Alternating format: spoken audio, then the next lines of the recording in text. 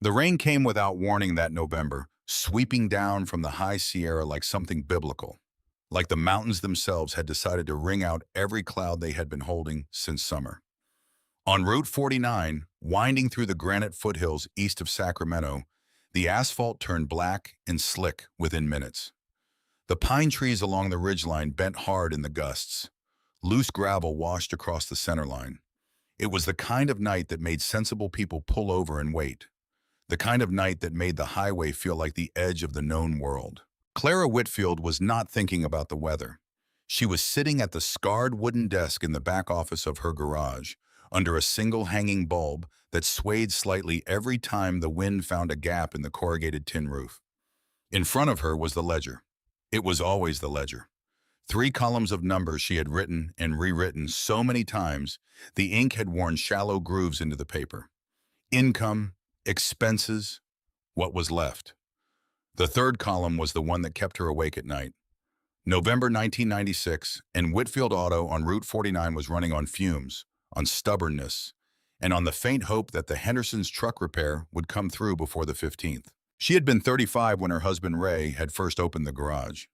She had been 35 and full of a quiet, stubborn optimism that comes from building something with someone you love, from watching a dream take its first uncertain steps on ground you have chosen together. Ray had a gift for engines. He could hear a knock in a cylinder the way a musician hears a bad note, immediate and instinctive, before the sound had fully resolved. He could pull apart a carburetor in the dark. Customers drove 40 minutes off the interstate for Ray Whitfield because Ray Whitfield was the kind of mechanic who told you the truth, who fixed what needed fixing and left everything else alone, and who charged you what the work was worth rather than what he thought he could get away with. Then Ray's heart stopped on a Tuesday morning in the spring of 1993. He was 41 years old. He was under a Ford F-150, and he didn't make a sound when he went. Clara was 35 when they opened the garage together.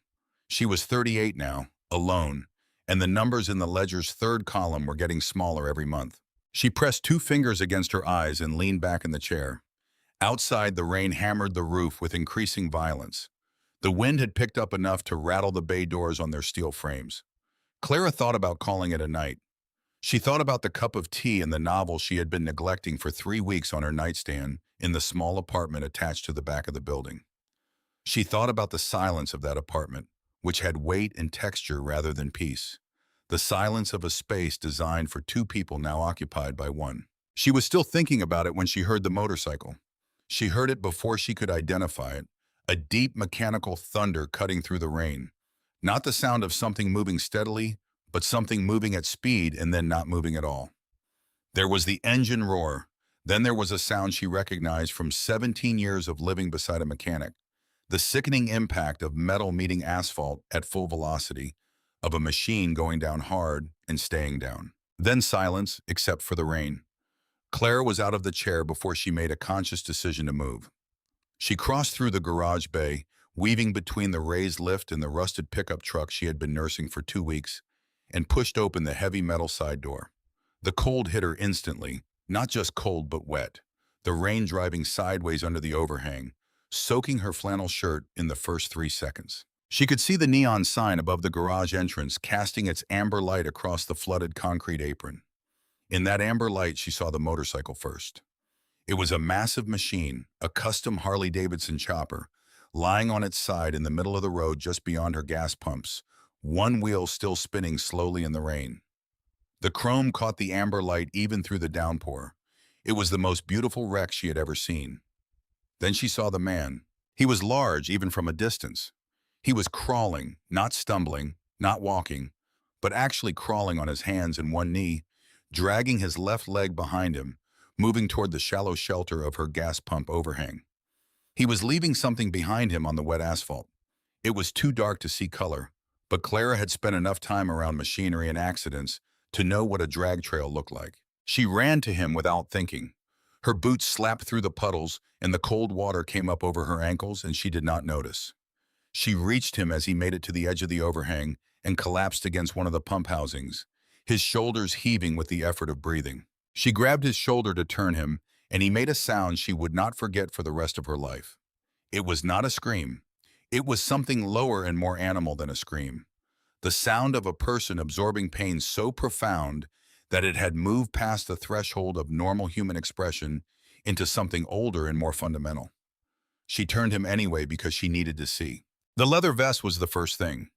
Even in the uneven amber light, even soaked through with rain and dark with something else entirely, the patch on the back was unmistakable. The winged death's head, severe and iconic. The bold arc of letters above it. Below, the state rocker. Hell's Angels, California. Clara had lived in the Sierra Nevada foothills her entire adult life. She knew what that patch meant. Everyone did. His hand was pressed against his lower right side, between his hip and his lowest rib, and the blood was pulsing through his thick fingers in a rhythm she recognized immediately. Not the free flow of a laceration, the pressurized, insistent pulse of something internal. The bullet had not simply cut him, it was still inside him.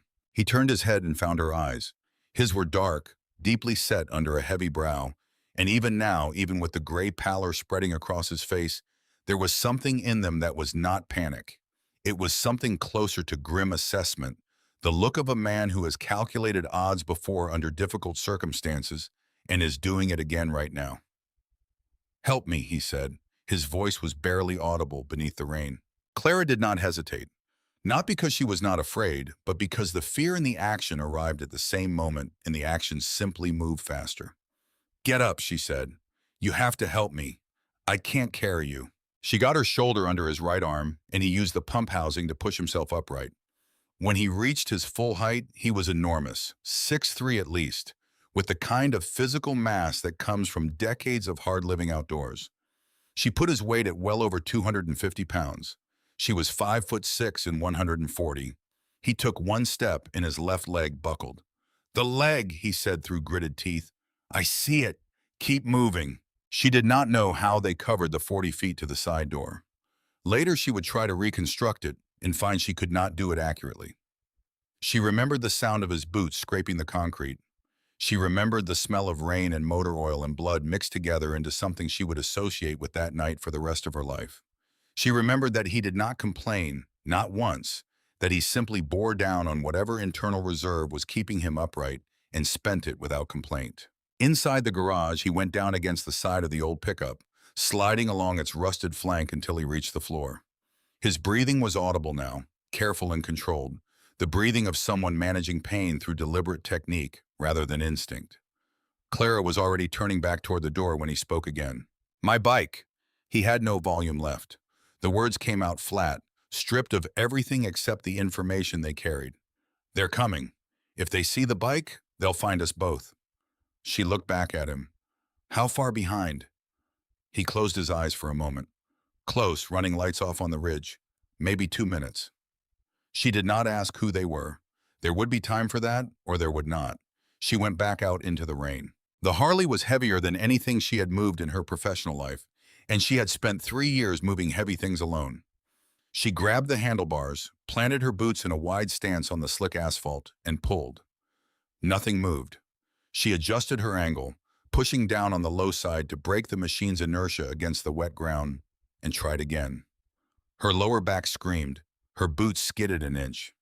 Then the bike came up, slowly grinding against its own considerable weight, and she caught it at the tipping point and held it upright with both arms shaking from the effort. She pushed it across the apron to the third bay, the one she used for storage, moving as fast as she could manage with the weight and the rain. The bay door was already up. She rolled the Harley inside, between a stack of old tires and a floor jack, and pulled the heavy canvas tarp she used for outdoor storage off its shelf and threw it over the machine in one motion. It was not perfect coverage, but it was complete. From the bay door in the dark and rain, you saw canvas, not chrome. She went back for the blood on the asphalt. There was no time to clean it properly. She grabbed a pile of shop rags from the bin beside the door and scattered them across the worst of it, the long dark drag mark between where he had fallen and the pump housing. The rain was already working with her, diluting and dispersing what the rags did not cover. From a moving vehicle in the dark, it would not read as blood. She got back inside and locked the bay doors. When she turned around, the man on the floor was watching her. There was something in his expression she had not expected. Not gratitude exactly. something more like a fundamental reassessment of what he was looking at. "Office," she said. "There's a storm cellar under the floor." She had not thought about that cellar in 3 years. Ray had built it himself, poured the concrete walls by hand the first summer they had the garage, a shelter for the lightning storms that swept through the Sierra foothills every July. It had no purpose beyond that. It was 6 feet deep, 8 feet square, smelled of old earth and dampness, and it was completely invisible unless you knew exactly where to look under the office rug. She helped him to the office. He moved differently now, compensating hard for the left leg, and she could see the blood still working steadily through his fingers where they pressed against his side. He needed a hospital, but the cellar was what they had, and what they had was what she was going to use. She pulled the rug back, found the recessed iron ring set flush in the floorboards, and lifted the trap door. The smell of earth and cold damp rose from the dark below. She lowered a kerosene lantern first, on its handle. Then the first aid kit from the shelf above Ray's desk, the old military surplus one she had inherited with the garage and never fully gone through. Then a folded stack of the clean shop towels she kept for finish work. Then her husband's old down sleeping bag that had been sitting on that shelf for 3 years, waiting for an occasion she had never specified. He got himself down the wooden stairs without her help. She heard the controlled, deliberate breath through each step, one at a time, the way a man descends stairs when every movement costs him something. When she heard him settle against the far wall, she pulled the trapdoor shut, unrolled the rug back into position, and dragged Ray's heavy oak desk across the seam until it sat flush against the wall. She stood up and was pressing the rain from her face with the back of her hand when the pounding began on the front door. It was not a knock. It was the sound of knuckles that assumed doors would open for them. Clara took 3 seconds. She crossed to the workbench and picked up a wrench, holding it the way she always held it, loosely and without performance. She walked to the front door, unlocked the deadbolt, and cracked it open 4 inches, leaving the chain on. 3 men stood under her entrance awning. They were not wearing uniforms, and they were not pretending to be anything except what they were. The man in front was lean and hollow-faced, with eyes that had stopped registering other people as fully human some time ago. He was holding a pump-action shotgun against his right hip, with the practiced ease of a man for whom the weapon had long since ceased to require conscious acknowledgement. Boyd Rafferty. She knew his face. He had come into the garage 11 days earlier, a gray Wednesday afternoon when she had been under a Dodge pickup doing brake work.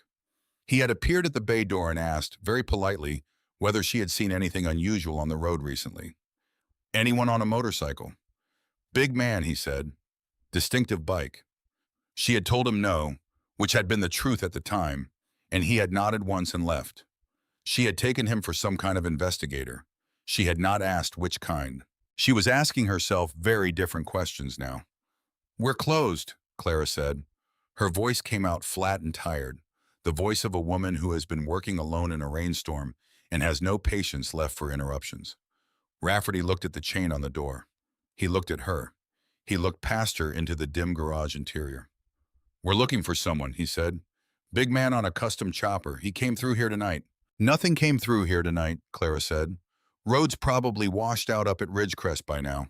I've been fighting my roof all evening, and I haven't seen a soul." Rafferty's gaze moved over her methodically. She was soaked through. Her hands were calloused and stained with grease in the creases, the way hands get from years of actual work. She was holding the wrench with the natural, unconscious grip of someone who has used one 10,000 times, not the self-conscious grip of someone performing a prop. She looked exactly like what she was, a woman who had been working through a rainstorm and did not appreciate being interrupted at this hour. "Mind if we take a look around?" he said. It was not a question. Clara took the chain off the door. She did it without hurrying, the way you move when you are irritated rather than threatened, the way you move in your own space when you want the person entering it to understand that it is your space and that their presence in it is a concession on your part. She pushed the door open and stepped back and picked up the wrench again from the counter. "You're tracking mud on my floor," she said. Rafferty came in. His 2 men followed. One of them moved immediately toward the garage bays with the systematic eye movement of someone who has searched spaces before and knows what to look for. Clara tracked him in her peripheral vision and kept her face and her attention on Rafferty. "We appreciate the cooperation," Rafferty said, in the tone of a man who has never appreciated anything from anyone. I'm not cooperating, Clara said evenly. I'm standing in my own garage at 10 o'clock at night in wet clothes wondering why three men I don't know are standing in it with me. If your friend went off the road in this weather, he probably missed the hairpin at Dead Man's Curve. That barrier stops most things, not everything. She delivered it without inflection, the flat recitation of local knowledge, looking directly at Rafferty and not away. He watched her face for the full duration. She let him look for as long as he wanted. The man who had gone to the bays came back and shook his head almost imperceptibly at Rafferty. Nothing.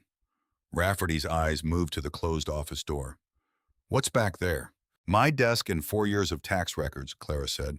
You want to see them, you come back with a warrant or you don't come back at all. The rain was loud on the tin roof. Somewhere in the depths of the garage, a drip had found a gap and was ticking against the concrete floor in a slow, patient rhythm. The kerosene lantern burning in the cellar 8 feet below where Rafferty was standing cast no light through the trapdoor, through the rug laid flat over it, through the solid oak of Ray's desk sitting on top of that. Rafferty stared at the office door. Clara counted 3 full seconds of it. Then he looked back at her and something moved in the corner of his mouth that did not reach his eyes. Tough woman, he said. It's a tough road, Clara said. He turned and his 2 men went out ahead of him into the rain. Clara walked to the window and watched without moving the curtain until the headlights of their vehicle, a dark Suburban she had not noticed parked alongside the building, came on and pulled out onto Route 49, heading south until the red taillights disappeared around the first bend. She waited. She turned off every light in the garage and sat in Ray's chair in the complete dark and listened to the rain for 40 minutes. Not thinking, just listening. Then she went to the window again and looked in both directions for a long time. The road was empty, nothing but rain and the amber pulse of her sign and the dark shapes of the pines beyond. She went to the side door and opened it and stood under the overhang for 5 minutes, listening for the sound of an idling engine somewhere in the dark beyond the tree line. Nothing came back to her but rain and wind. She went back to the office. She moved the desk. She rolled the rug back and lifted the trapdoor. The cellar below was lit by the kerosene lantern's low, warm burn, unsteady shadows moving on the earthen walls. The man was slumped against the far wall with the sleeping bag pulled partially over him and several of the shop towels pressed hard against his right side. The towels were very dark. He had gone through most of the stack. They're gone, she said quietly. He opened his eyes. They were slower to focus than they had been. How many, he said. 3. They searched. They didn't find anything. He let out a breath that had been waiting inside him since she had closed the trap door. It came out long and ragged, and when it was done, he closed his eyes again briefly. You're still bleeding, she said. I know. She came down the stairs with the first aid kit and the lantern and knelt beside him on the earthen floor. She did not ask permission. She pulled the blood-soaked towels away from his side and looked at the wound in the lantern light. Gunshot wound to the right flank, below the last rib, above the crest of the hip. The entry was a ragged circle roughly the diameter of a dime.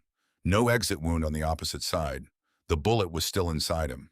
Clara had worked one summer at Placer County General before Ray opened the garage, handling weekend intake because they were short-staffed, and she had completed 2 years of nursing school before she had stopped to follow Ray to the mountains. It was not a credential and it was not a qualification. But it meant she had seen gunshot wounds before, under fluorescent lights, with physicians in the next room, and she had a reference point now for what she was looking at and what it meant. The angle of entry told her the bullet had not struck the hip bone. The fact that he was conscious told her it had not struck anything vital. It was buried in the thick muscle of his right flank, and it was going to stay there, working deeper with every hour, unless someone removed it. I can't take you to a hospital, she said. If those men are watching the roads, any ambulance call reaches them before it reaches a doctor. The county sheriff is 2 hours away, and half his deputies are on someone else's payroll. Don't call anyone. His hand moved to her wrist, not grabbing, simply present, the grip of a man making a request rather than a demand. You call anyone, you're in the ground alongside me before morning. I know, she said. They looked at each other for a moment in the lantern light. I'm Clara Whitfield, she said. Thomas Calloway, he said. They call me Ironhead. I'm going to need to take the bullet out, Thomas. He held her eyes without flinching. Then do it. What followed was the hardest 2 hours of Clara Whitfield's life, and her life had not been without hard hours. She sterilized a pair of needle-nose pliers from Ray's toolbox in the flame of the propane torch she kept for plumbing repairs. She cleaned the wound margins with iodine from the first aid kit. She poured bourbon from the bottle she kept in the desk drawer, half into the wound and half into Thomas Calloway's mouth, and he bit down on a doubled length of leather bootlace and gripped the earthen wall behind him with his free hand until she could see the bones of his knuckles through the skin. She went in with the pliers. He did not make a human sound. His body shook with the sustained violence of a man holding something enormous inside himself through sheer will. The hand against the wall clenched and released and clenched again. His breathing came in harsh, metered surges, in through the nose, out slow and controlled, a man running a relay race entirely inside his own body. But he did not scream, and he did not ask her to stop, and he did not look away from the middle distance he had fixed his eyes on when she started. The bullet was deeper than she had expected, nested in the thick muscle at an angle that required her to rotate the pliers slightly to get adequate purchase on the misshapen lead. She felt the resistance, felt it give, and then heard the sound of it releasing from the surrounding tissue. She extracted it with steady, careful pressure, holding the wound margins back with 2 fingers of her other hand, and dropped it into the empty tin can she had placed beside her as a waste container. It rang against the tin like a period placed at the end of something. She packed the wound with gauze, closed it as tightly as the butterfly strips in the kit would allow, wrapped his midsection in the full roll of elastic bandage she found at the bottom of the first aid box, and covered him with a sleeping bag and every other thing she had in the cellar that would hold body heat, which was not enough, but was everything available. She sat with him through the worst of the fever that climbed over him in the hours after. She replaced cold cloths on his forehead when they warmed. She kept the lantern burning. When his body shook hard enough to rattle his teeth, she held his forearm with both her hands because it seemed like the right thing, and she had nothing else to offer him. The storm lasted 3 more days. Route 49 washed out in 2 places, which Clara knew from the radio on the workbench. No traffic moved on the road. No one came to the garage. The Suburban did not return. On the second day, she helped Thomas from the cellar to the old daybed she dragged in from the apartment, the one she used when she needed to sleep near a job in progress. He could not have managed the stairs alone. They covered the distance together, his arm across her shoulders, moving at a quarter of a normal walking pace, stopping twice. He slept most of the second day and much of the third. Clara worked while he slept, moving through the small maintenance tasks the garage always kept waiting, and checked his wound every 6 hours, and changed the dressing, and watched the edges carefully for the spreading redness that would mean infection had taken hold, and she had lost the fight she was running for him. The edges stayed clean. On the morning of the 3rd day, the fever broke fully, and the color that came back into his face was human color. Not healthy, but human, which was what she needed it to be. When he was alert enough to sustain a conversation, they talked, and this surprised her. She had expected a man who wore that patch to be closed and armored in the way of men who have decided that openness costs more than it returns. But Thomas Calloway was quietly, precisely observant in the way of someone who has spent decades reading rooms and people as a matter of survival.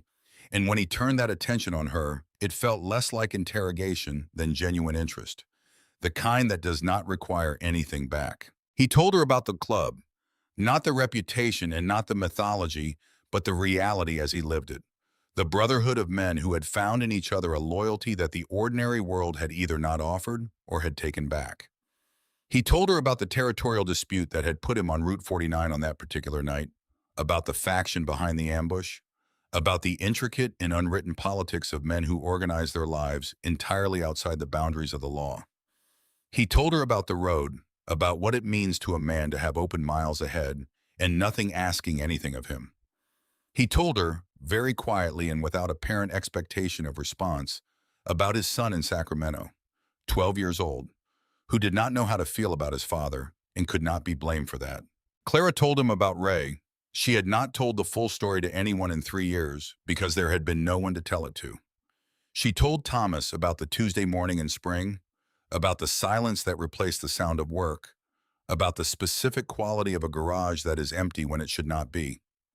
She told him about the ledger in the 3rd column and about the loneliness of maintaining something alone that had been built by two people working in the same direction.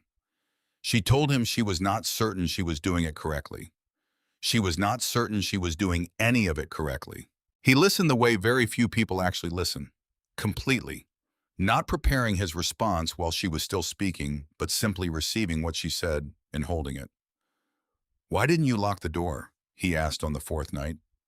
He had moved back up to the daybed by then, and they were talking in the dim light of the shop. The storm still working outside, softer now. The question was not accusatory. He genuinely wanted to understand. "You were bleeding on my driveway," she said. "There are people who would have called the county and let me bleed out. Safer for them." "I know," she said. "So why didn't you?" Clara considered the question the way it deserved.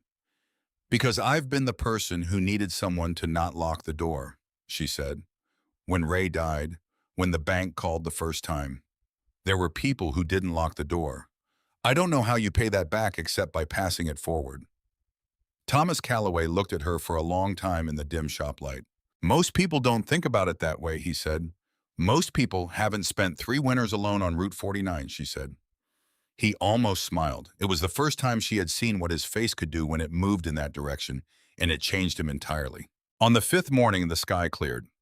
Clara stepped out onto the concrete apron in the cold dawn air that smelled of pine resin and wet stone, and the sharp clarity that follows a long storm, when the world has been washed down to its essential elements and everything extraneous has been carried off somewhere else. The road was still dark with moisture, but passable. The mountains to the east wore a thin skim of early snow on their upper ridges, white against the granite gray. Thomas came out of the garage moving carefully, protecting his right side, but upright and deliberate in the way of a man who has decided that deliberate is going to have to be enough for now. Clara had washed his cut the night before and hung it near the shop heater to dry. He put it on over a clean flannel shirt she had given him from Ray's closet, one of the shirts she had not been able to bring herself to give away, because giving them away had felt like an acknowledgement she was not ready to make. He looked at the Harley, which she had rolled out from under the tarp and gone over while he slept. No structural damage to the frame. Tank intact. Handlebars scratched but straight. Whatever had brought him down on Route 49 had been low speed, control lost on slick asphalt rather than a high-speed impact, and the machine had survived it better than its rider. He ran his palm along the gas tank the way a person touches something they believed they had lost for good. "She's all right," Clara said. "You checked her." "I know how engines work." He looked at her with an expression she could not fully read, something between assessment and something else she did not have a precise name for. Then he reached into the inside pocket of his cut and brought out something she had not seen him with before. A lighter. A Zippo, substantial and solid, made from sterling silver worn smooth at the edges from years of handling. He turned it over and held it up in the cold morning light. It was engraved on both faces. On one side, the winged death's head, the same emblem as his patch, rendered in fine line work with the care of someone who understood the image. On the other face, a single word in block letters, cut deep and certain into the silver. Ironhead. He held it out toward her. She looked at it and then at him. "I can't take that," she said. "You didn't ask for it," he said. "I'm giving it to you." "It's yours." "It's my word," he said, "which makes it more useful in your hands than in mine right now." He pressed it into her palm and closed her fingers around it. The silver was warm from his pocket, the warmth of something that had been carried close to a person for a long time. "The club is built on respect, Clara, and we do not forget a debt. Not ever. If the wolf is ever at your door, you find an angel, any angel. You show them this." She stood in the cold morning with the lighter in her closed fist and looked at him steadily. "What if I never need to?" she asked. "Then you keep it," he said. "And you remember that somebody got through the night because you didn't lock the door." He walked the Harley to the road and threw his leg over the saddle with the careful deliberation of a man accounting for every movement. The engine turned over on the second try, and the sound it made in the cold mountain air was enormous and alive, filling the whole valley, sending a pair of Steller's jays out of the nearest pines in a startled burst of blue. He looked back at her once before he went. He did not wave. He simply looked, the way a man looks at something he intends to carry accurately in memory. Then he released the clutch, and the Harley rolled south down Route 49, and the sound of it faded into the distance by degrees, absorbed by the cold air and the pines and the space between the ridges, until the road was empty in both directions, and Clara was standing alone on the concrete apron, with the sun just clearing the granite ridge to the east and a silver lighter warming in her closed hand. 22 years is a long time to carry something. Long enough for a mountain road to feel like something that happened to a different woman in a different life. Long enough for the weight of a silver lighter in a shoebox to become ordinary. Just another object among the layered artifacts of the years. The kind of thing you stop noticing because it has always been there. Clara Whitfield had sold Whitfield Auto in 2007. The decision had not been dramatic or sudden. The interstate bypass that highway planners had been discussing for 15 years finally received its funding, and within 18 months, the traffic that had kept Route 49 viable thinned to almost nothing. She had held on 2 years past the point of reason, the way you hold on to things that were built with someone you loved. And then she had sold the property to a man from Stockton who intended to convert it to self-storage units. And she had taken the proceeds and driven west toward Fresno because it was the largest city within a reasonable distance, and she was 50 years old and in need of starting over. Fresno was not where she had imagined ending up. But then very little about Clara Whitfield's life had proceeded as imagined. She had learned, over the long, solitary years of running the garage, that imagination is mostly useful as a way of measuring the distance between what you expected and what you received, and that dwelling on the measurement serves no practical purpose. What mattered was what stood in front of you and what you were willing to do about it. She found the duplex on Caldwell Avenue in a working-class neighborhood on the city's west side, a street of small houses and chain-link fences and old trees whose roots had been cracking the sidewalks for decades. The duplex had a covered porch in a small backyard and a landlord named Douglas who repaired things without waiting to be reminded, which was rarer than it ought to have been. She rented the left unit and put tomato plants in the backyard and took a bookkeeping position with a plumbing contractor on the east side because the years of managing the garage ledger had given her a facility with numbers that turned out to be transferable in a way that mechanical knowledge was not. The life she built in Fresno was quiet and functional, and occasionally, on evenings when the late light came through the kitchen window at the right angle, almost peaceful. She had neighbors she knew by name. There was a diner 3 blocks away where they knew her order before she gave it. She had a library card and a bicycle she used most mornings, and a small television she watched selectively, mostly the news and occasionally a documentary when the evening was long. She had no family in any practical sense. Her parents were gone. There was a brother in Portland, Dennis, with whom she exchanged calls at Christmas and occasionally in between. Ray had been an only child. The life they had built together had been self-contained by intention, and when half of the equation disappeared, it left a shape that nothing else had quite managed to fill. She did not speak about this. It was simply the structure of her life, and she had learned to move through it with efficiency. The first symptom appeared in the spring of 2017. A fatigue that was different from ordinary tiredness in a way that was difficult to articulate, but immediately recognizable once she learned to recognize it. Not the fatigue that follows hard work, which has a clean and satisfying quality to it. This was something that sat beneath the day like a stone floor, unaffected by sleep, undiminished by rest.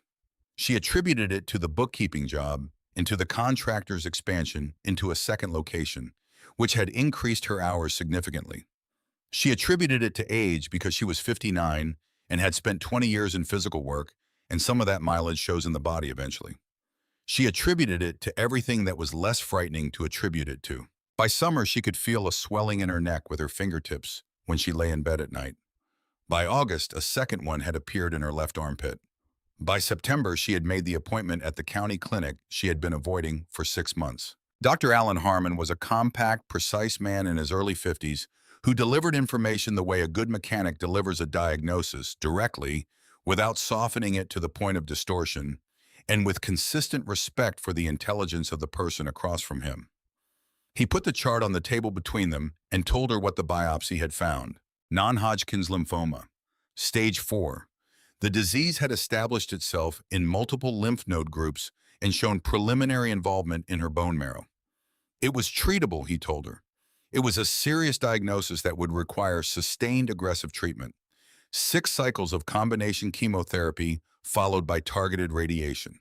approximately 8 months from start to completion. Clara sat in the chair across from his desk and listened to all of it. She asked 3 questions, all of them practical, about the treatment schedule and the side effects she should prepare for, and whether the bookkeeping work could continue during the early cycles. She thanked him. She drove home. She sat at the kitchen table in the duplex on Caldwell Avenue until the sun went down without turning the lights on. She did not cry that evening. The diagnosis had its own weight, and she had learned, in the years since Ray, to carry weight without announcing it. There would be time for everything the news meant. Right now, she needed a plan. The plan began to fail within 4 months. The chemotherapy was partially covered by the basic insurance the plumbing contractor provided, the kind of plan that sounds sufficient until you actually need it to be. The out-of-pocket costs for the infusion center visits accumulated quickly. The anti-nausea medications without which she could not have functioned were not adequately covered. The specialist consultations Dr. Harmon required to properly monitor the treatment came with co-payments that added up with the indifferent efficiency of water damage. The contractor, who was not an unkind man, kept her position open through the first 3 months, and then, with visible regret, had to fill it. She had savings. She spent them with the focused desperation of someone bailing a boat, directing money to the most immediately urgent need, and watching the level drop regardless. By spring of 2018, the savings were gone. The credit cards she had managed responsibly for years were at their limits. The collection calls began in March, automated voices filling her kitchen with the sound of debt she had no way to address. In May, she received the first notice about the mortgage on the duplex, which she had been purchasing from Douglas through a rent-to-own arrangement for 4 years. 2 payments missed. A third would trigger formal foreclosure proceedings. Clara sat at the kitchen table on a Tuesday evening in June with every final notice spread in front of her. She had gone through the numbers 3 times, and the numbers were what they were. She had sold the bicycle. She had sold the television.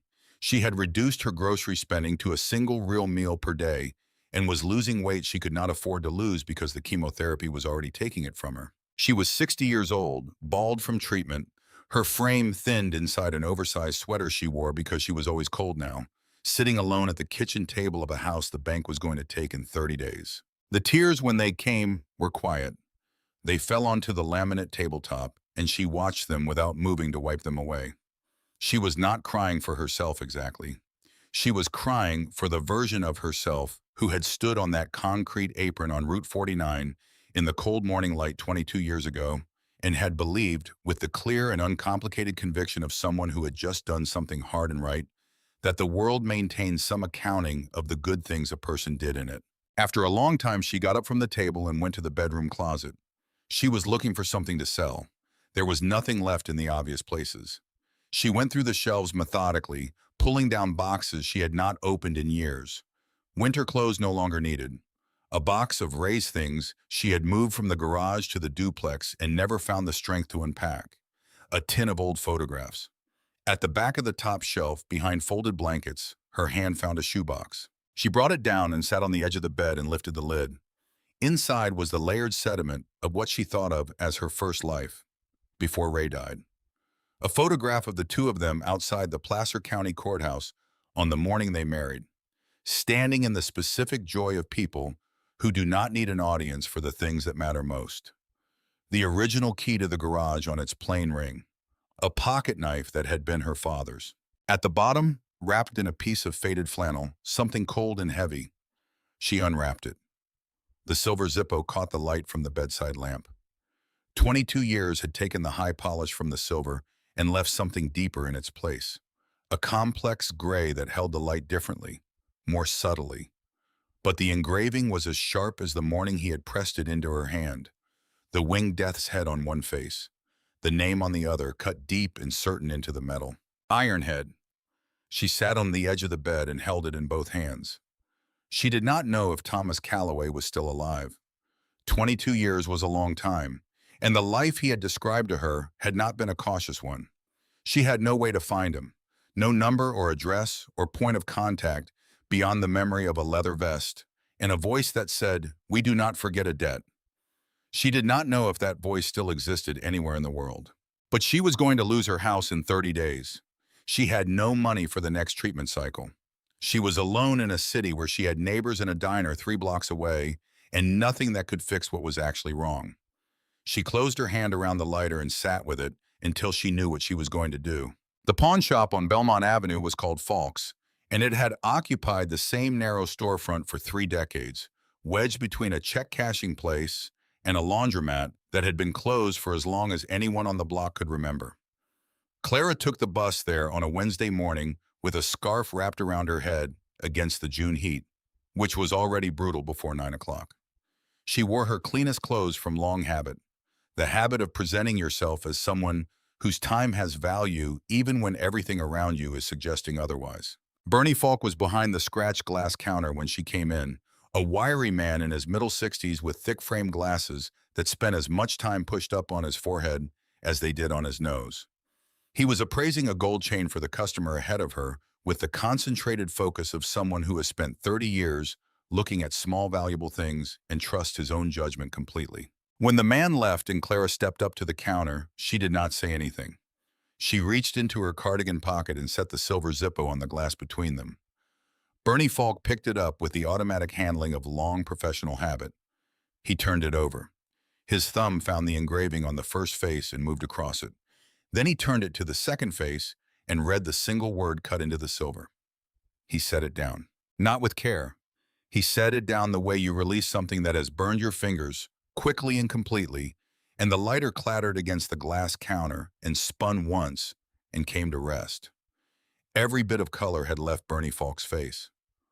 "Where did you get that?" he said. Not a question. The flat cadence of a man trying to determine how large a problem he was looking at. "A friend gave it to me," Clara said. "A long time ago. I need to find the people who wear that symbol." Bernie looked at her then, the way people had been looking at her since the treatment started, reading the scarf and the weight loss and the exhaustion behind her eyes that chemotherapy leaves in a person like a watermark. "Lady," he said very quietly, leaning slightly forward over the counter, "you do not want to find those people." "I need to find them," Clara said, "not want, need. That is a member's personal token." His voice had dropped to something just above a breath. His eyes went briefly to the front window. "If the club finds you carrying that without authorization, they will not ask politely for it back." "I'm not trying to sell it," Clara said.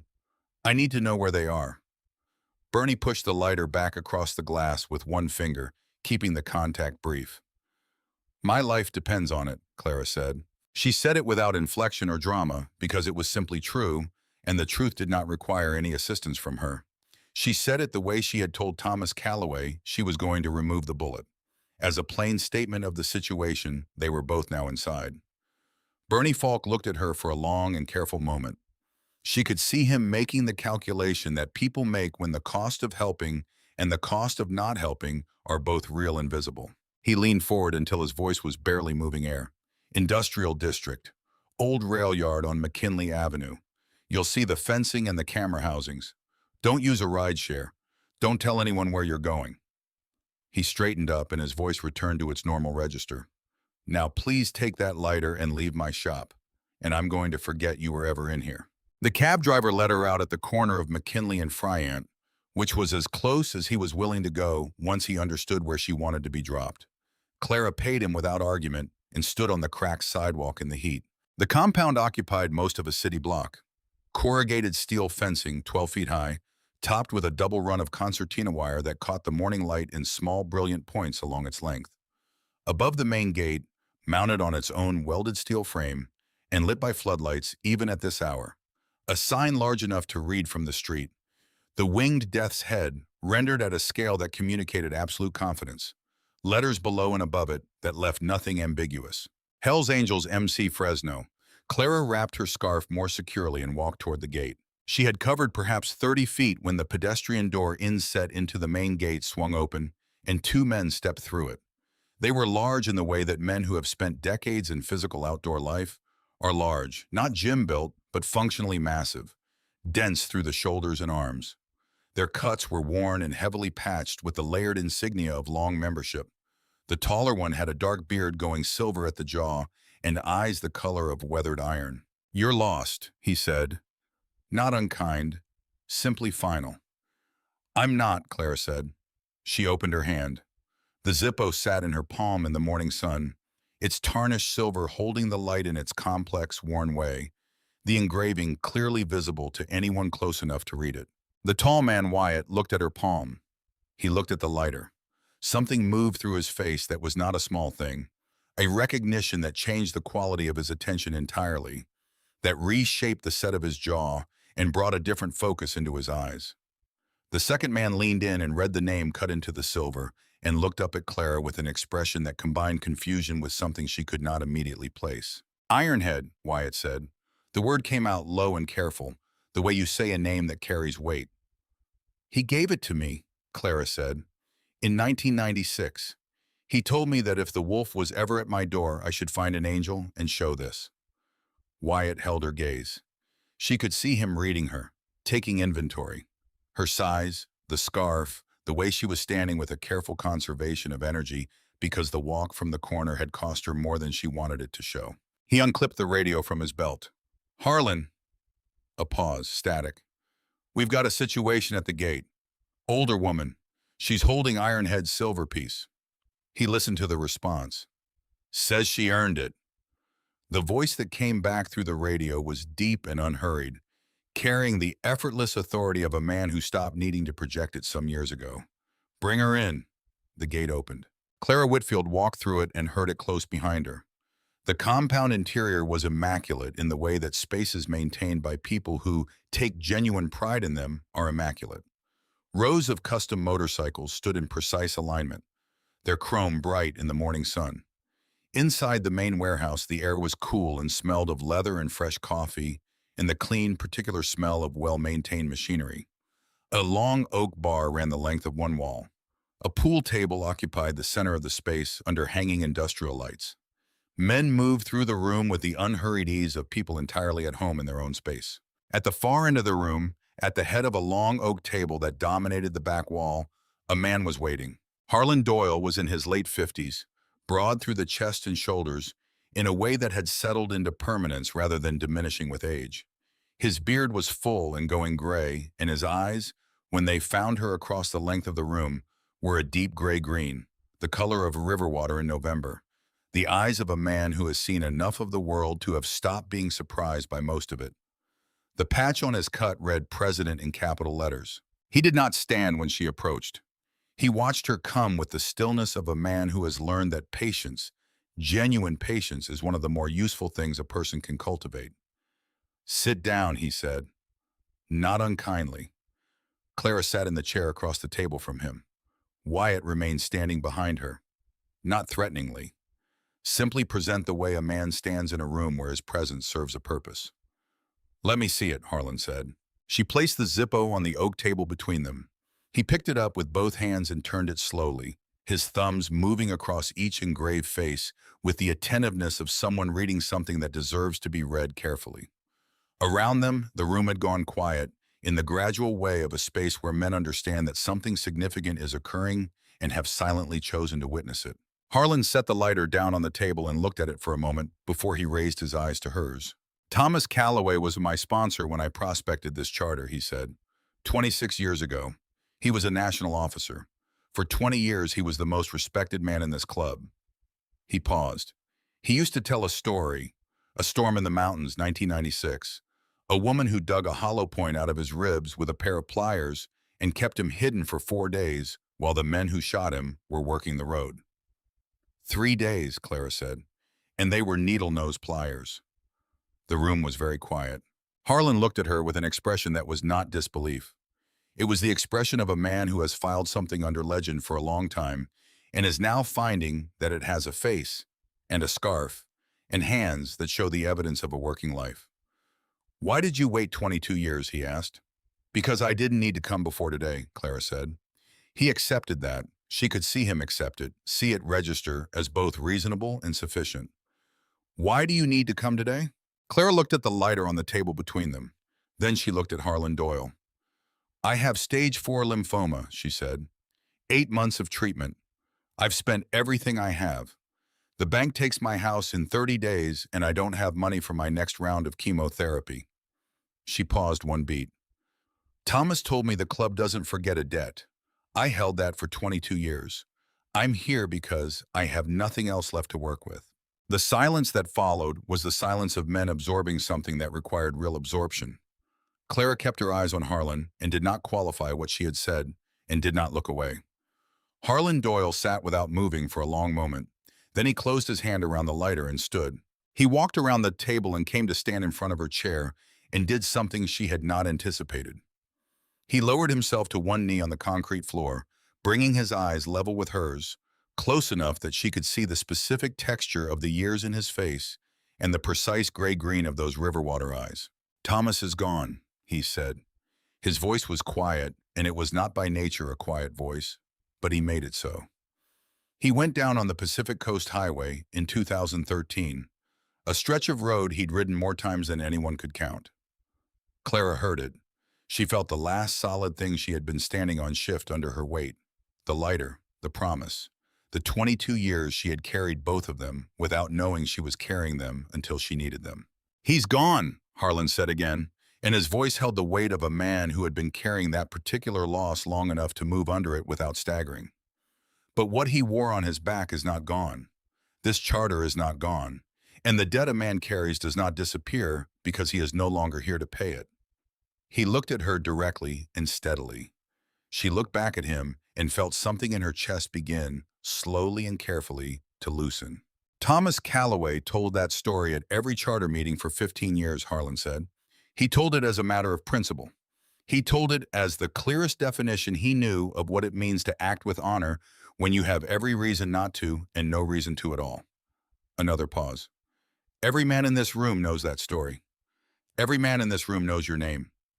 Clara could not trust her voice. Harlan Doyle stood.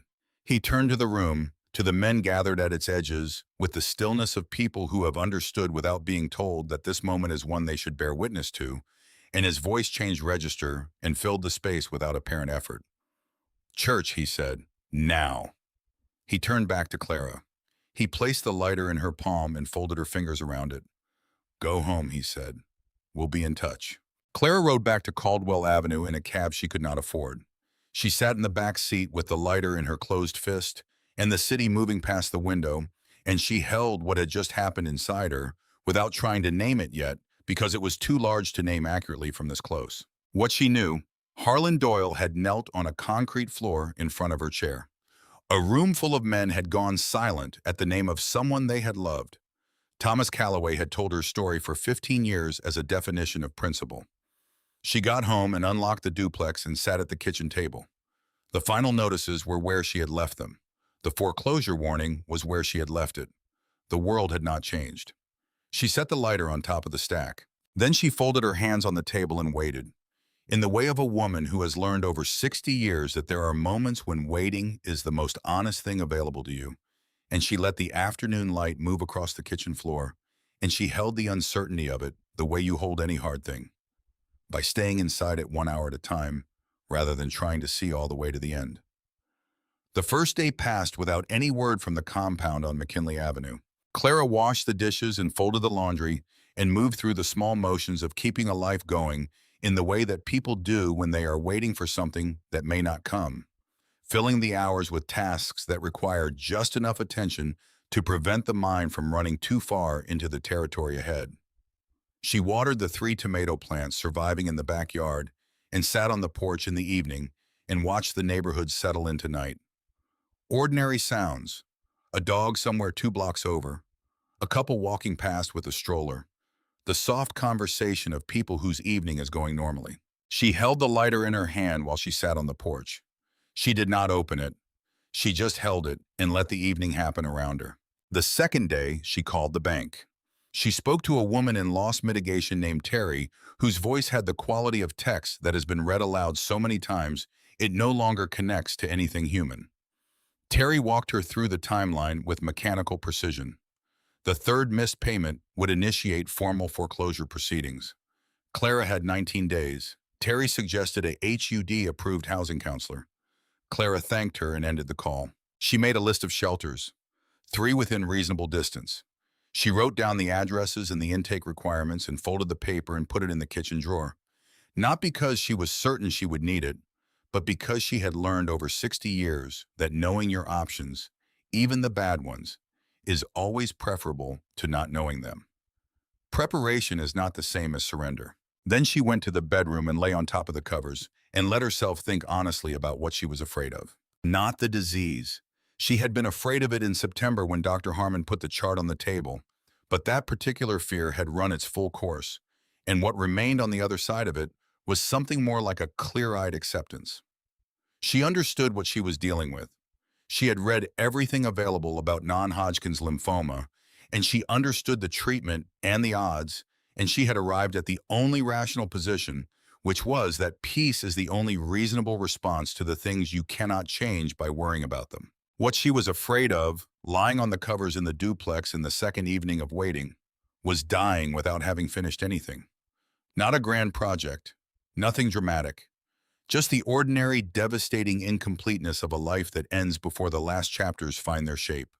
She was afraid of the house going to the bank before she had made it the thing she had been slowly, year by year, making it into. She was afraid of the treatment stopping before it had completed what it had begun. She was afraid not of the end itself, but of not quite arriving. She closed her eyes and held the lighter against her sternum and eventually slept. The third morning she rose early. She made coffee and sat at the table with the legal pad she used for lists and wrote down everything she had, which did not take long, and everything she owed, which took considerably longer. She looked at both columns for a while. Then she turned the pad face down and went to the window. The morning heat was already establishing itself, the Fresno July settling in with the flat, complete authority it brings to the valley floor. The street was quiet at this hour, a man walking a golden retriever, the sound of a sprinkler 3 houses down. Clara went to the kitchen drawer. She took out the folded paper with the shelter addresses, opened it on the table, smoothed it flat with her palm, and read the first address. She picked up the phone. She had dialed 4 digits when the coffee cup on the counter began to vibrate against the ceramic of the saucer. Just slightly. A fine trembling that came not from anything in the room but from something outside and some distance away. Something that was still distant, but no longer far. Clara set the phone down. She stood still and felt the vibration move up through the floor into the soles of her bare feet, a low subsonic pulse she recognized before she could have explained how she recognized it. The way you recognize a voice before you have identified the face it belongs to. Engines. Not one engine, not a few. Many engines, and getting closer, and building in the way that a large formation of motorcycles builds as it approaches. Each individual engine distinct, and yet the whole unified into something that is less a collection of sounds than a single massive presence making an announcement. Clara walked to the front window and moved the curtain aside. They came down Caldwell Avenue from the east end, filling the residential street from curb line to curb line in a staggered formation that moved with the easy precision of men who have ridden together long enough that the coordination no longer requires thought. She counted and lost her count and started again. 40 at minimum. The chrome and matte black and deep jewel tones of the custom paint caught the morning sun and threw it back in fragments that moved along the fronts of the houses as the formation advanced. The sound was no longer just audible. It was physical, present in her sternum and the base of her skull and the fillings in her back teeth. Neighbors appeared. Porches filled with people clutching coffee cups and robes, standing at windows. A man across the street walking slowly down his driveway to the sidewalk to stand and stare. 2 children materialized at the screen door of the house next to hers, their faces open with the uncomplicated wonder of children encountering something on a scale they have not previously encountered, not yet knowing whether to be frightened.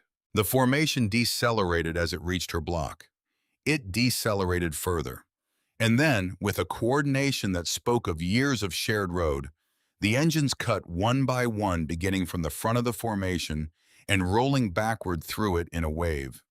And the silence that settled over Caldwell Avenue was the specific silence that exists only in the immediate aftermath of enormous sustained sound, a silence with actual texture and presence. 40 kickstands dropped in a rhythm that was almost music. Harlan Doyle came off his road glide at the head of the formation.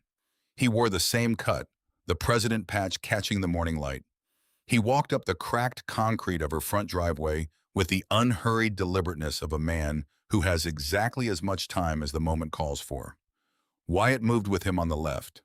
On his right walked a man she had not seen at the compound, broad and quiet, with a dark beard and careful, observant eyes that took in more than they gave back. She would learn his name later. They called him Mac. Clara opened the front door before they reached her porch steps. She stood in the doorway in her cardigan and her scarf and her bare feet on the threshold and looked at the 40 men standing in the morning sun on her residential street and could not immediately find language for what she felt. It was not relief, though relief was present in it. It was something larger and harder to specify, the feeling of a door opening in a wall you had come to believe was solid and permanent. "Morning, Clara," Harlan said. He took his sunglasses off and held them at his side. In his other hand, he carried a manila envelope, thick and substantial, held with the casual grip of someone accustomed to carrying things that have weight to them.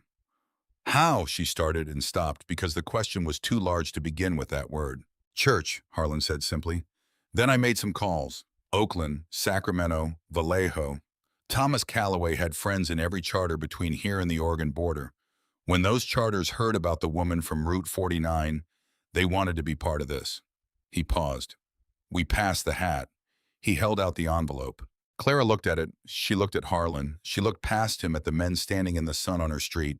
Their faces turned toward her with an expression she took a moment to identify, because it had been a long time since anyone had looked at her this way. It was respect, the specific, earned kind that people extend to someone whose actions they have understood and valued. She took the envelope. It was heavier than she had anticipated. She opened the flap and looked at what was inside. Banded stacks of $100 bills. Beneath them, a certified cashier's check with her name on it, made out to a figure she had to read a second time because the first reading did not seem possible. It was enough to retire the remaining mortgage on the duplex in a single payment.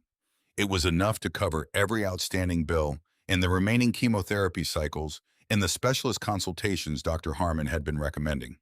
It was enough, she calculated in the part of her mind that had spent years keeping ledgers, to let her stop calculating for at least a year. She lowered the envelope. "I can't take this," she said. Her voice was steady. She had not decided to say it. It came from somewhere below the level of decision. "That's not your call," Harlan said. "It's too much." "It isn't enough," he said, "but it's what we have." He moved forward and placed both his hands over hers on the envelope and pressed it back toward her. "Thomas Calloway owed you his life, Clara. A man's life is worth more than what you're holding. We're the ones who should be embarrassed by the accounting." "I didn't help him because I expected anything back," she said. "We know that," Harlan said.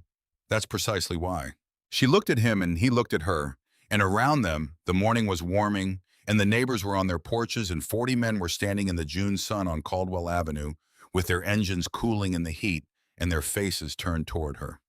Clara took the envelope. She held it against her chest with both arms and looked at the sky over Harlan's shoulder, the white blue of a Fresno summer morning.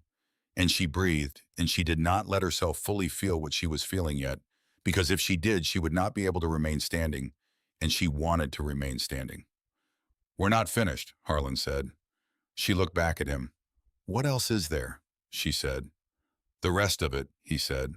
"The parts that money isn't." She did not fully understand what he meant until the following Tuesday morning, when a restored 1974 Cadillac DeVille in burgundy and cream pulled up in front of the duplex at 8 o'clock with Wyatt at the wheel and Mac in the passenger seat, folded into the space with the philosophical acceptance of a large man who has decided that a small space is acceptable when the purpose justifies it.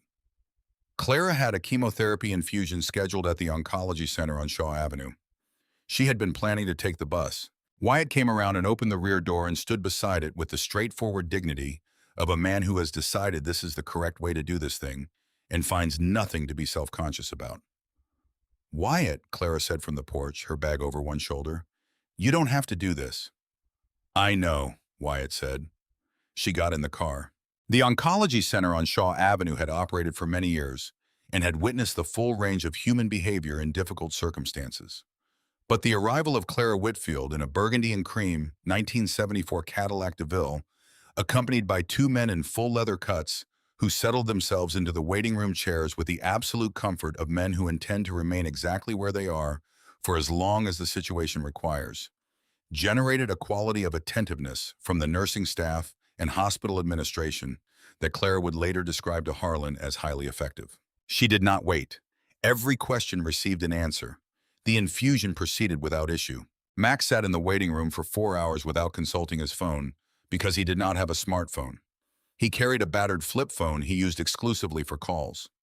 He sat with his hands resting on his thighs and his eyes on the middle distance. And when a small boy in the waiting room could not stop staring at his forearms, Mac extended one arm with the gravity of a museum docent and allowed the boy to examine the tattooed artwork at close range, explaining each piece in a low rumble that traveled no further than the two of them. The collection calls stopped on a Thursday. Clara had been sending the calls to voicemail for weeks, listening to the messages accumulate.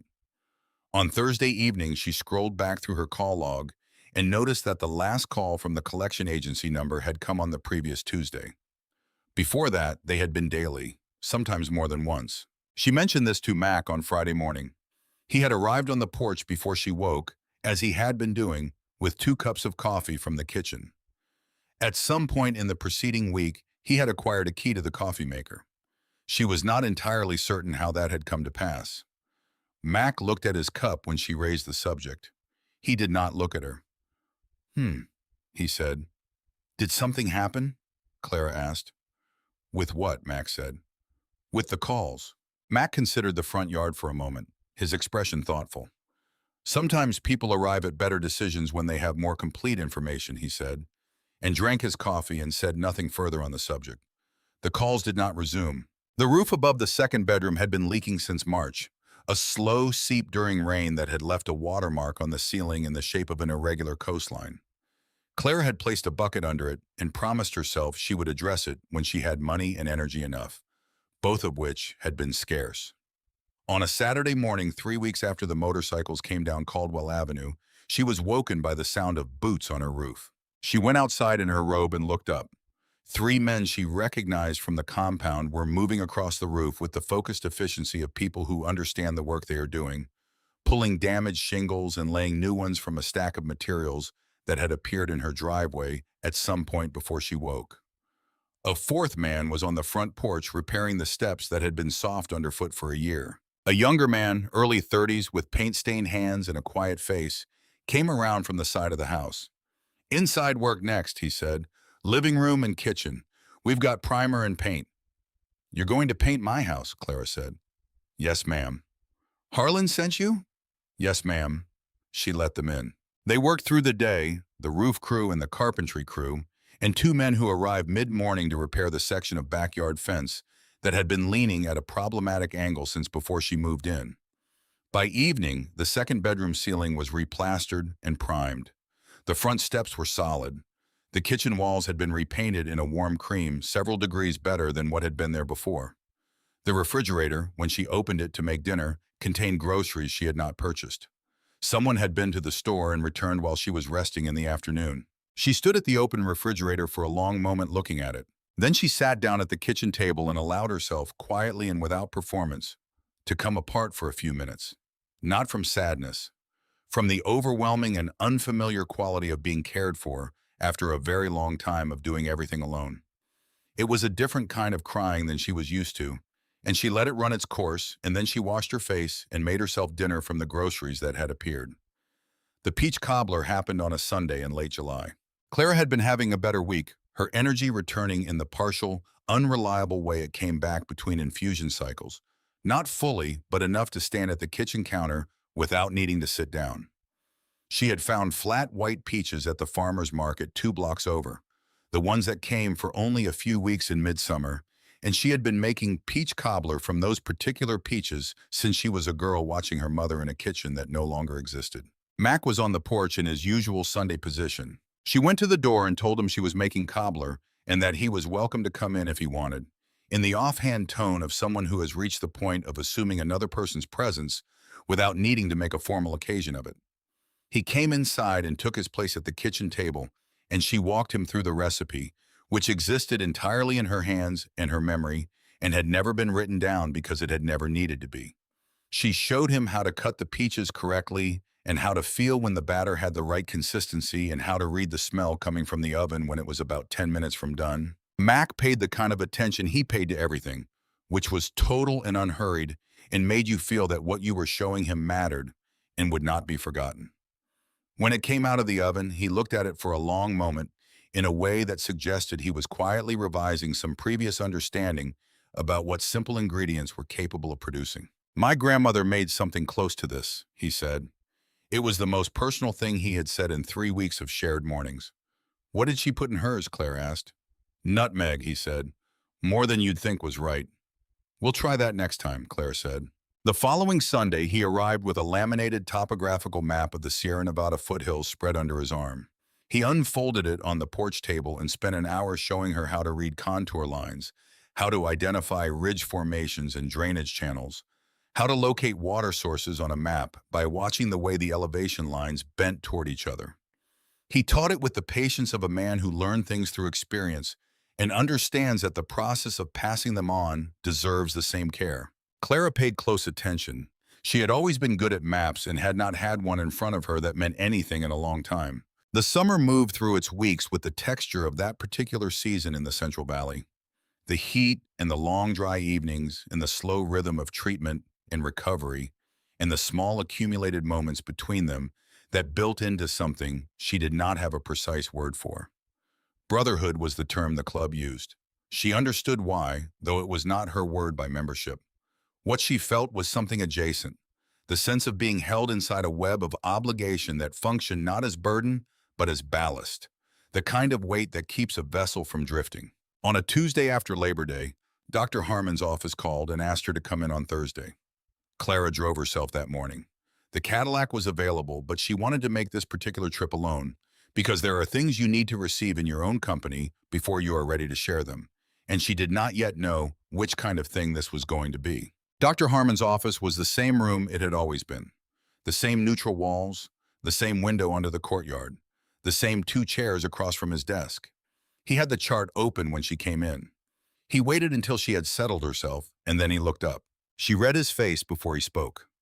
After 8 months of appointments, she had learned his vocabulary of expression the way you learn a language through sustained immersion, and what she saw in his face now was something she had not seen there before. The imaging from last week, he said. He turned the chart so she could see the scans. And the bone marrow panel from Monday. She looked at the images. She had learned to read them adequately after months of looking at them. The difference between these and the previous series was visible to her without requiring explanation. The lymph node groups that had been active were quiet. The bone marrow involvement that had been a sustained point of concern since October was absent from the images. We're using the word remission, Dr. Harmon said. He said it the way he said everything that mattered, precisely and without decoration. The way a man who knows a word carries its own sufficient weight does not add to it unnecessarily. It doesn't mean concluded. It means the treatment has achieved what we required it to achieve at this stage. We continue monitoring closely, but what I'm looking at here is the best outcome this protocol produces. Clara sat in the chair across from his desk. She had spent 8 months preparing herself in the systematic and unsentimental way that was the only way she knew how to prepare for anything, for the range of outcomes that the treatment might produce. She had been clear-eyed about the Stage 4 designation and what it meant statistically, and she had made the only piece available, which was the piece of accepting that certainty is not a thing life distributes reliably.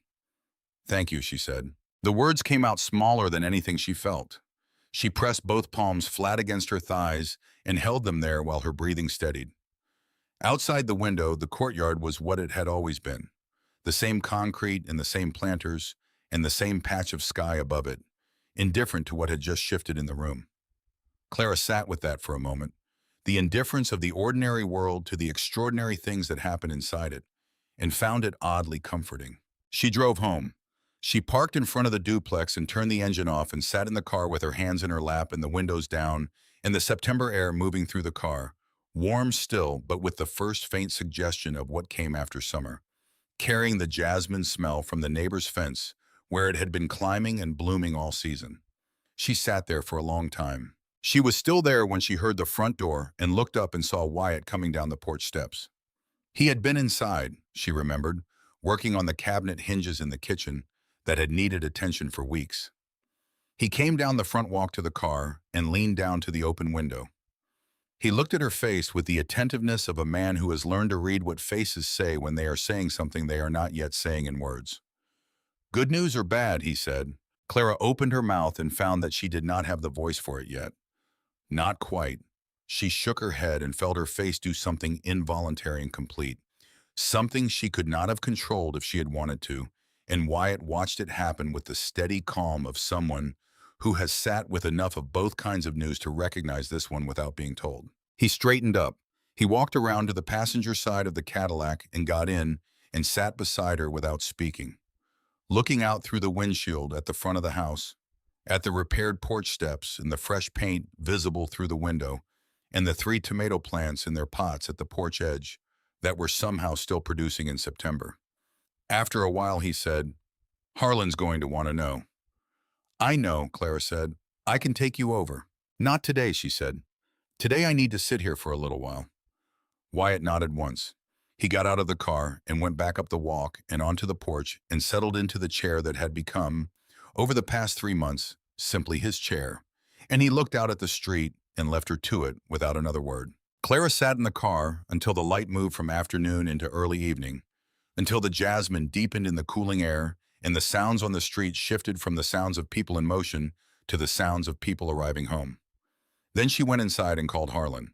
He answered on the second ring. She had noticed he always answered on the second ring. She told him what Dr. Harmon had said and the word he had used, and the quality of the silence on the other end of the line was full rather than empty, the silence of a man receiving something important and giving it the space it deserved. "Thomas would have been glad," Harlan said. He said it plainly, the way you say a thing that is simply and straightforwardly true.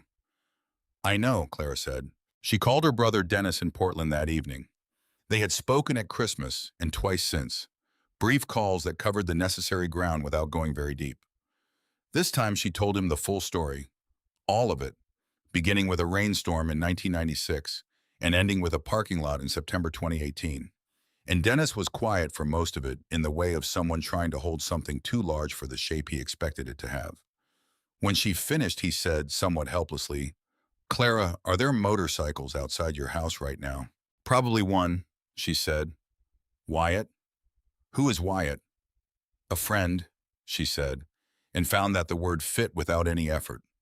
Dennis laughed, the surprised and slightly bewildered laugh of a man recalibrating his understanding of his sister's life. It was the best she had heard him sound in years. It was the best she had sounded in years either, and she could hear that he heard it. The barbecue happened on a Saturday in late September, after the Fresno heat had finally begun releasing its hold, and the evenings were arriving earlier, and the air carried a different quality, thinner and less dense than summer, the first real suggestion of the season that follows. Wyatt came for her at 4 in the afternoon, driving the Cadillac that had become over the summer something she associated with forward motion. She came out of the duplex and stopped on the porch steps. Wyatt was standing at the bottom of the steps holding something across his forearms in the manner of a presentation. It was a leather jacket, black with the weight and quality of serious leather, tailored to fit her frame. On the left chest, embroidered with precision, the winged death's head. On the back, in the same careful stitching, her name arched above the image of a road disappearing into the distance, and below that, in smaller letters, 2 words, "Honorary Angel." "Harlan had it made," Wyatt said. Clara came down the steps and lifted it from his arms. She put it on over her blouse and stood on the front walk in the September afternoon light, and Wyatt looked at her and looked at the jacket, and something moved through his expression that she had not seen there in all the months of knowing him. "All right," he said quietly. "All right," she agreed. The compound had been transformed. The industrial yard where she had first arrived in June with nothing but a tarnished silver lighter and a desperation she had tried to keep from showing had been strung with lights along its full perimeter, and the center of the space was occupied by long tables loaded with food and steel barrel fires burning orange against the early evening sky. There were families here, wives and children, and the extended community of people connected to the club in the ways that communities always extend beyond their formal edges. The compound smelled of wood smoke and grilling meat in the cool edge of the coming season. When Clara walked through the gate in the leather jacket, the nearest people turned to look. The turning moved through the crowd in a wave outward from where she stood. Someone began it, and it built into the sustained, full-throated sound of a crowd that knows exactly what it is, acknowledging, and why. Clara had not been applauded for anything in 60 years of living. She stood inside the gate with the firelight and the noise washing around her, and she felt something lift from her that she had been carrying for so long. She had stopped being conscious of its weight. The way you stop noticing the weight of what you carry every day until the moment you put it down. Harlan met her at the center of the space and embraced her briefly and solidly. The embrace of a man who means what he does and does not require it to be prolonged in order for it to communicate accurately. "Good evening," he said. "Good evening, Harlan. You look well." "I feel it," she said. She said it simply because it was simply true, in the specific and grateful way that things are true when their absence has taught you what their presence means. The evening moved through its hours with warmth and noise. She met men she had heard about from Wyatt and Mac but not yet encountered, and their wives, and in several cases their grown children. She ate more than she had managed at a single meal in months, real food, and Mac materialized at some point with a plate he had assembled for her, set it in her hands without comment, and disappeared back into the crowd before she could say anything. When the fires had burned down and the sky above the compound lights was full of stars, Harlan stepped up onto the bed of a truck and called for quiet. The crowd stilled immediately, the way crowds do for people they genuinely respect. He stood for a moment with his glass before he spoke. "Most of the world looks at this patch," he said, "and sees exactly what they've been told to see. We've earned some of that reputation and we've never pretended otherwise. That's fair." He paused. "But this club was built on one word that stands above everything else we put on ourselves. Not toughness, not territory, not reputation. Respect. It means you honor what deserves to be honored. It means a debt is a real thing with real weight, and it does not disappear because time passes or because the man who carried it is gone." He looked down from the truck bed at Clara. 22 years ago, a woman on a mountain road in a storm made a hard choice for a stranger with no reason to and every reason not to. Thomas Calloway carried that night on him for the rest of his life as the clearest example he knew of what it means to act with honor. Tonight, that woman is family. He stepped down from the truck and walked to where Clara stood and reached into the chest pocket of his cut. The silver Zippo caught the firelight when he brought it out. It had been restored to something beyond what it had been. The tarnish of 22 years was gone. The silver brought back to a clarity that made it look newly made while still carrying every year of its actual age and its weight and the depth of its engravings. The original work was all there. The death's head on one face, the name on the other. But below the name, in block lettering cut to match the original engraver's hand so precisely that it seemed always to have been part of the same piece. A new line. He placed it in her palm. She read it. It took her a moment because her vision had become unreliable in a way she was willing to accept right now. In this moment. In this place. Ironhead. And below, smaller but as certain as anything cut into metal. Clara Whitfield. Honorary angel. Debt paid. She closed her hand around it. The silver was warm from Harlan's pocket, the warmth of a thing that has been carried close to a living person, which is a different warmth from any other. "Keep it," Harlan said. He looked at her steadily, the river water eyes holding the firelight without effort. "But you don't need to show it anymore. We know where you live." Clara looked at the lighter in her closed hand. She thought about a cellar under a garage floor and a kerosene lantern and the sound of something dropping into a tin can. She thought about a man walking a Harley to the road in the cold light of a November morning and looking back once, the way a person looks at something they intend to carry accurately. She thought about a shoebox on a closet shelf and a kitchen table covered in final notices, and the moment her hand found something cold and heavy wrapped in flannel in the dark. She thought about a room full of men going silent at the sound of a name. She thought about the fact that she was standing here and well enough to stand, in the warmth and the firelight and the noise of people who had decided, without being asked and without condition, that her life was worth something to them. Not because of what she could offer them, because of one night in November on a mountain road when she had made a choice that had seemed, at the time, like the only available choice. She looked up at Harlan. "Tell me something," she said. "If I can," he said. "Why did Thomas keep telling that story for 15 years? He gave me the lighter. He could have considered the debt acknowledged and let it go. Harlan was quiet for a moment, looking at the fire. Because it wasn't about the debt, he said. He'd spent his whole life around men who made hard choices. Most of those choices were made for reasons you can name. The club, survival, loyalty to someone specific, self-interest of one kind or another, even the good kind. He paused. He said he had never seen anyone make the hard choice for nothing, just because it was in front of them and someone needed it. No calculation, no expectation. Another pause.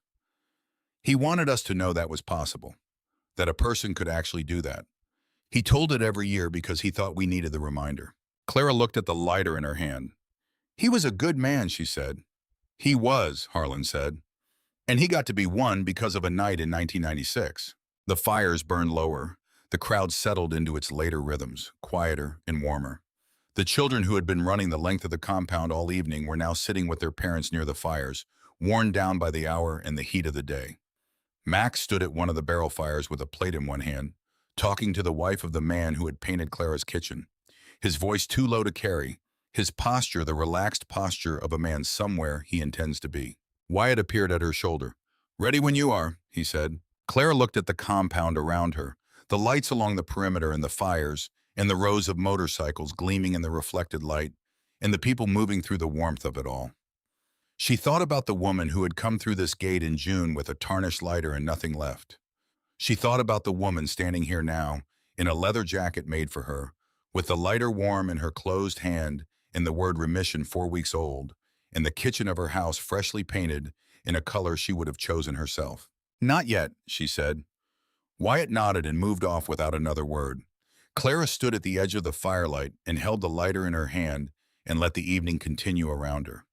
She was not thinking about the future, not specifically. The future would be what it was going to be, with its monitoring appointments and its seasonal rhythms and its ordinary and beautiful difficulty. She was not thinking about the past either, not exactly. She was thinking about a particular moment. A moment on a November night on a mountain road, between seeing a man on the ground and making a choice. About how small that moment had seemed at the time. About how a moment that small could hold the weight of everything that had come from it, and how you cannot know, when you are standing in that moment, that it is the one that will carry everything. She opened her hand and looked at the lighter in the firelight. The engraving caught the light the way it had caught the morning light on Route 49 22 years ago, the way it had caught the light of her bedside lamp in June when she unwrapped it from its flannel and held it for the first time in years, the way it would catch whatever light it was ever held in. The new line beneath Thomas's name sat there with the solidity of something that had been waiting a long time to be written and was now, at last, exactly where it belonged. Clara Whitfield, honorary angel, debt paid. She closed her hand around it and turned back to the fire and stood in the warmth of it, in the light and the sound and the life of the compound gathered around her on a September evening in Fresno, California. An ordinary woman from a mountain road who had once, on a night when it cost her something, simply declined to lock the door.